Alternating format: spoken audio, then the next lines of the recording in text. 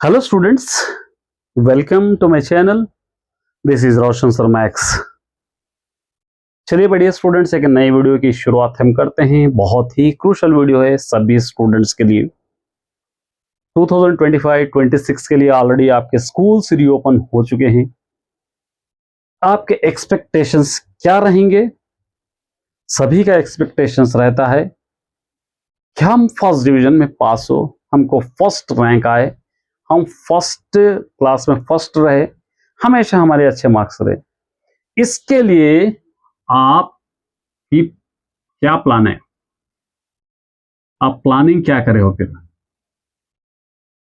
ठीक है, आपको फर्स्ट रैंक चाहिए।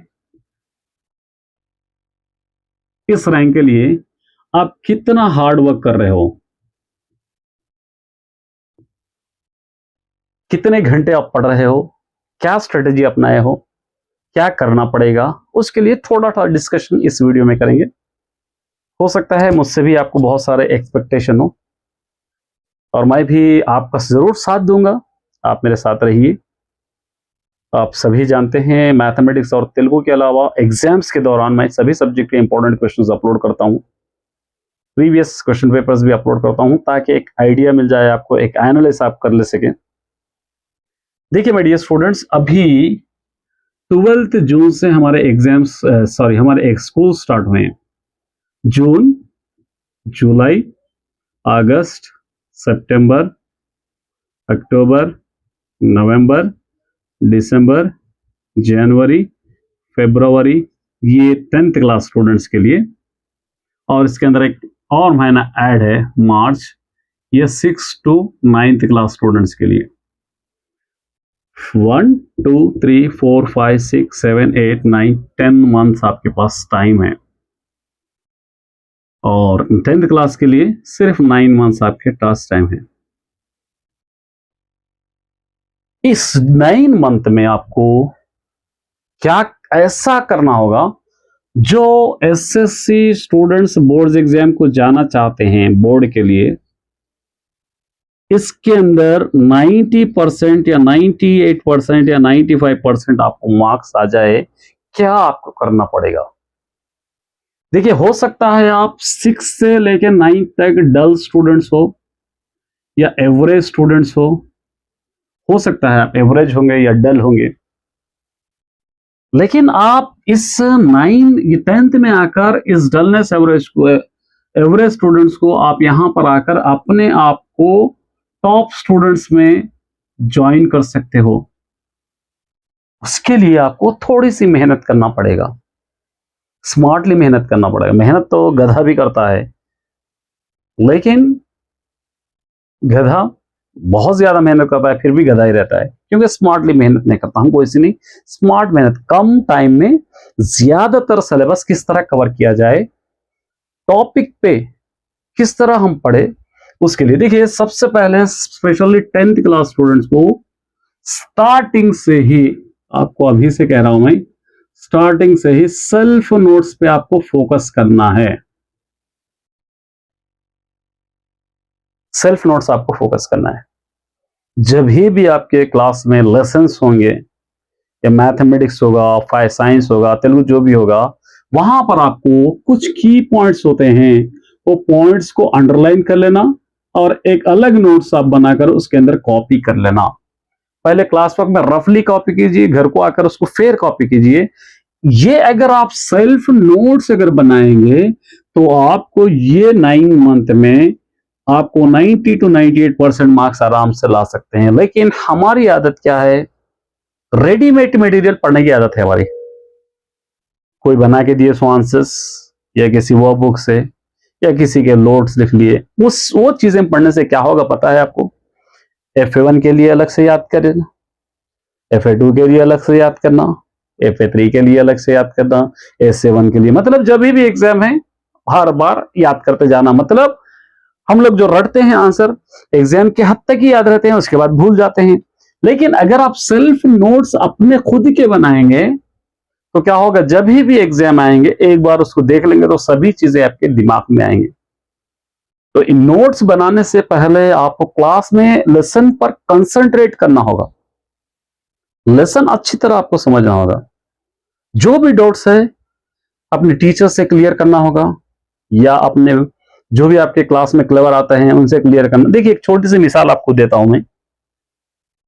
एक क्लास में एक 50 स्टूडेंट्स है, समझिए 50 स्टूडेंट्स में कोई ना कोई आपकी क्लास में फर्स्ट आता होगा, कोई ना कोई आपकी क्लास में सेकंड आता होगा, कोई ना कोई आपकी क्लास में थर्ड आता होगा। आप उस स्टूडेंट से कंपैरिजन अपने आप को कर लीजिए कि वो स्टूडेंट जितना टाइम पढ़ रहा है मैं भी उतना ही टाइम पढ़ रहा हूं। वो स्टूडेंट को जो टीचर पढ़ा रहे हैं मुझे भी वही टीचर पढ़ा रहे हैं। वो स्टूडेंट जितना अपने स्कूल में टाइम स्पेंड कर रहा है उतना ही मैं भी स्पेंड कर रहा हूं। वो जितना पढ़ रहा है मैं भी उतना पढ़ रहा हूं। लेकिन वो स्टूडेंट फर्स्ट सेकंड थर्ड क्यों आ रहा है, मैं लास्ट क्यों आ रहा हूं, एवरेज क्यों रह रहा हूं और डल क्यों रहा हूं। एक बार अपने आप को कंपैरिजन कर लीजिए आप कि उसमें क्या स्पेशलिटी है, क्या वो स्पेशलिटी मुझ में नहीं है, क्या वो मेरा कॉम्पिटिटर नहीं बन सकता। ये अगर इस पर अगर आप वर्कआउट करोगे, अपनी छोटे छोटे गलतियों को खामियों को अगर आप पहचान कर आगे बढ़ने की कोशिश करोगे तो आप जरूर ये डल एवरेज स्टूडेंट नहीं रहेंगे, टॉप स्टूडेंट में आप पहुंच जाओगे। तो इसके लिए मेहनत शुरू से ही करना है। ऐसा नहीं है कि F1 आएंगे तभी करेंगे हम, S7 आएंगे तभी करेंगे हम, एग्जाम्स को और बहुत दिन है और बहुत दिन। इस तरह टाइम पास करते जाएंगे तो एक एक लेसन होता जाएगा तो आपका बर्डन और बढ़ता जाएगा। एक लेसन हो गया, अच्छी तरह आप याद कर लिए, कीवर्ड बना लिए, सेल्फ नोट्स बना लिए, चलो इसका रिलैक्स। सेकंड लेसन हो गया, उसके भी सेल्फ बना लिए, नोट्स बना लिए, अच्छे से समझे, कीवर्ड बना लिए, चलो दोनों लेसन को मिला के एक बार रिवाइज करें। थर्ड लेसन, फिर ये दो मिला के वो थर्ड को। इस तरह रिवाइज करते जाएंगे आप, छोटे छोटे शेड्यूल्स बनाते जाएंगे तो आपके एग्जाम तक परफेक्ट हो जाएगा। आपको किसी से डरने की जरूरत नहीं है। हो सकता है बहुत सारे स्टूडेंट्स को कुछ सब्जेक्ट इजी हो, कुछ सब्जेक्ट टफ हो, उसके बारे में एक अलग से टॉपिक है, उसके बारे में अलग से वीडियो बनाऊंगा। तो मेरा बोलने का मतलब ये है कि अगर आपको फर्स्ट रैंक चाहिए तो उसके हिसाब से मेहनत करना पड़ेगा। सिर्फ हम सोचेंगे, देखिए डिजायर में एम में बहुत फर्क है, ख्वाहिश करना मेहनत करने में बहुत फर्क है। मेरी ख्वाहिश रहती है कि मैं बहुत बड़ा आदमी बनूं, लेकिन उसके लिए क्या मेहनत करना है वो पता नहीं है, तो वो वेस्ट है। तो इसलिए ख्वाहिश नहीं, आपको वर्क होना चाहिए, प्रैक्टिकल होना चाहिए। तो फर्स्ट रैंक चाहिए मुझे, मैंने हो सकता है 9th तक शायद नहीं पढ़ा, लेकिन 10th में बोर्ड एग्जाम मुझे दूसरे स्कूल में जाकर एग्जाम लिखना है, दूसरों के सामने एग्जाम लिखना है, दूसरे मेरे पेपर करेक्शन करेंगे, अब मैं अच्छे से पढ़ूंगा। ये अगर आप माइंड में ठान लिए, आपके दिमाग में ये बात बैठ गई, और जो कमजोर सब्जेक्ट मेरे हैं उसको मैं बहुत मेहनत करके उन स्टूडेंट्स को भी इजी बनाऊंगा, ये अगर आप माइंड में ठान लिए तो आपको कोई भी नहीं रोक सकेगा 90% या 98% मार्क्स लाने से। मैं भी नहीं रोक सकूंगा। छोटे छोटे बातों पे आप एफेक्ट कीजिए, बातें कीजिए, मैं भी आपका साथ दूंगा। कभी कभी लाइव सेशन आपको रखूंगा, डाउट्स क्लियर करूंगा, मोटिवेशनल वीडियो आपको अपलोड करता रहूंगा, मोटिवेट करूंगा, आपको सब्जेक्ट भी अपलोड करूंगा। इस बार एक थोड़ी सी न्यू स्ट्रैटेजी मैंने बनाई है, वो न्यू स्ट्रैटेजी के थ्रू और आपके दिल के करीब पहुंचने की कोशिश करूंगा और आपके डाउट्स क्लियर करने की कोशिश करूंगा। ईच एंड एवरीथिंग मैं आप तक पहुंचाऊंगा, लेकिन उसको आप अपना कर पढ़ने की रिस्पॉन्सिबिलिटी आपकी है। आपके माइंड में उतर के फोर्सफुली तो मैं नहीं कर सकता, आपको अपने इंटरेस्ट से आपको पढ़ना पड़ेगा। तो इन चीजों पे मेहनत कीजिए, वर्क कीजिए।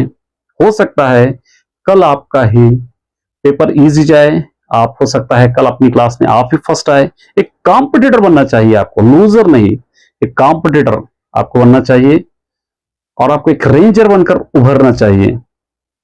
आपको एक पुख्ता इंसान बनकर आपको निकलना चाहिए। ऐसा नहीं कि फुद्दूस बनकर, डरपोक बनकर, ये सब्जेक्ट टफ है, ये सब्जेक्ट टफ है, फोन में टाइम गुजारते हुए, वेस्ट फ्रेंड्स के साथ टाइम गुजारते हुए, पार्टी उड़ाते हुए। अगर ऐसा करेंगे तो जिस तरह आप फर्स्ट 6 से 9 तक ऑलरेडी आपका क्लास में जो आपका एबिलिटी थी, जैसा चल रहा था 10th क्लास में भी वैसे ही चलेगा।